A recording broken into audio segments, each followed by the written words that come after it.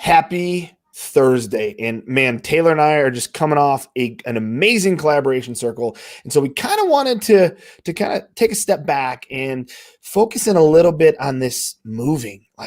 This concern of how do we work with our older adults? I mean, we just got out of this collaboration circle about, and I don't even know if transition into senior care is the right term anymore. I mean, we talked about that. We talked about changing the culture, changing the wording, changing the terminology.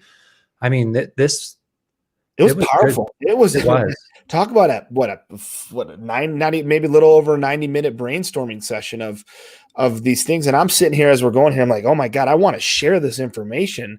And we're not even like through where we want to get to. We just started, talking, right? And there were some amazing ideas. And that's kind of what I want to jump on is I just want to give a couple tips, right? I mean, moving for any of us is awful. Like it's stressful. Even with my wife and kids, we moved 4 blocks down the road. It was like, oh my God. Yeah. And to think that we have this stigma, this label around moving into senior living, right? Not only are we moving, but we're putting this label on something.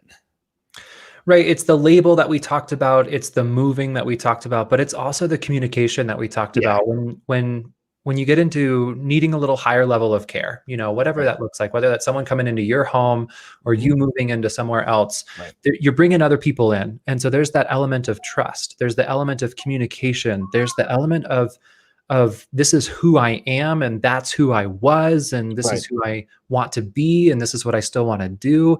There are so many different things at play here that's exciting work that we can dive into on this collaboration circle. And I think one of the tips I want to really give is start early, right? Let's not look at this as, something we do when it's imminent, right? Let's plan when we're in our 30s, our 40s, our 50s, right?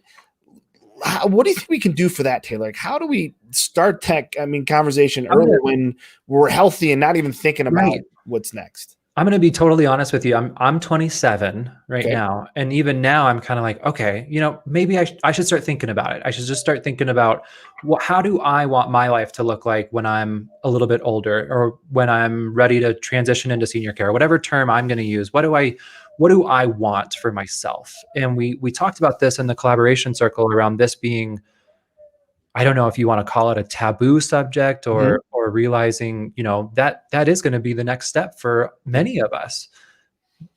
I agree. And I want to throw this out there. Who has done a will, a living will, a trust, a power of attorney, some of these documents that we think are for years down the road, right? But these are things we need to be doing now. Even if you're 20, 25, you need to set this up now. It's not mean that tomorrow is going to be a bad day. It just means that I think, what did Jamie Sarche say? Yeah, I was just about to say that, if Jamie Sarche is watching, okay, if you're watching and you want to tag Jamie Sarche right now, because I'm about to give her huge kudos. What she said really impacted my life being, I'm somewhat younger, 27, but she said, when you have your funeral plan, when you have your will, whatever that looks like for you, it's a plan that you can put on the shelf. And that totally reframed everything for me because I had this mindset of, man, if I make a will, if I make a plan about my funeral or what I want after I die or whatever the next step of my life looks like, then it becomes more real, then it's going to happen. And reframing it to be, okay, it's not going to happen tomorrow. I don't know if it's going to happen in the next week, but if it does, I can just take my plan right off my bookshelf and execute the plan, or my loved one can execute that plan. They know exactly what I want. And I think that same thing happens with turning the next chapter into getting older, into your 50s, 60s, whatever that looks like, having a plan that your loved one can follow, that you can follow. And then I think it's also important to realize that at any point in my life, if I make a plan today, tomorrow I could go, actually, you know what? I don't like that one page of that plan. So I'm going to take that out. I'm going to put a new page in and put it right back on the shelf. And then when I need it, I know it's there and I'm ready to go. And what Jamie Sarche, when she said that about end of life and death, that just resonated with me.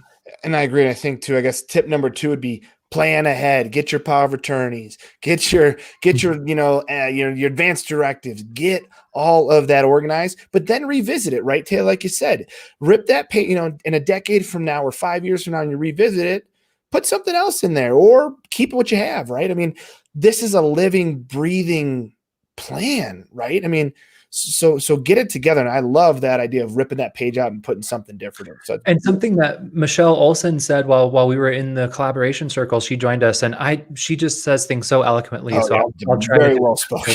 Yeah. But she said to have this plan in place for you and your family before a crisis happens, before you're diagnosed with Alzheimer's or dementia or needing a little help. Right, exactly. Whatever that looks like, but having it before crisis can also be super, super important. And this, what I'm going to ask you, what do you think would be a third tip? Because I just want to give 3. Because I think any more than 3, get a little overwhelming.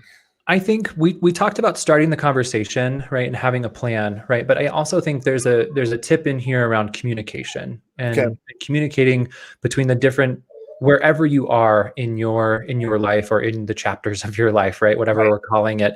I think there's this tip of communication and really communicating what you want to your care team, or maybe your family members communicating what you want to your care team, whatever that looks like. But then the care team and that care circle using that information. I think that's really key, right? Is not only are we able to communicate that to the care circle, right? Whoever that may be, because that could be your family caregivers, right? It could be other family members. It could be kids, grandkids, right?